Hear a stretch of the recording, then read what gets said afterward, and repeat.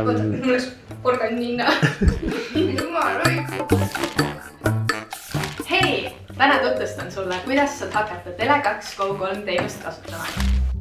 Esiteks, kas sul on juba kasutaja olemas? Kui ei ole, aga oled meie klient, tule ise teenindusse ja vali endale sobiv pakett sealt. Oota, aga kui ma ei ole Tele2 klient? Saad ikka. Tule lihtsalt meile esindusse või helista meile. Teine punkt. Nii, kasutaja on olemas. Väga hea. Go3 saadab sulle registreerumisel meilile kinnituse.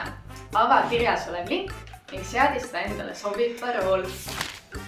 Kolmas ja ka viimane punkt. Ma tean, et sa tahaksid juba vaatama hakata, aga sul on jäänud teha veel viimane valik. Milline pitsa valida? Seda ka. Aga lisaks, millises seadmist sa täna Rannamäe kavatsed vaadata?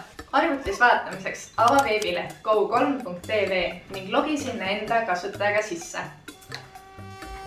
Eriti nutikatesse saad tõmmata äpi. Selleks võib olla sinu nutitelefon või nutitelekas.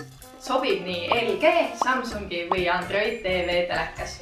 Kui aga sinu telekas ei ole nii nutikas või soovid lisaks endale ühte vaatajakohta, võta Tele2 digiboks. Ja nii lihtne see ongi. Head vaatamist! Tšau!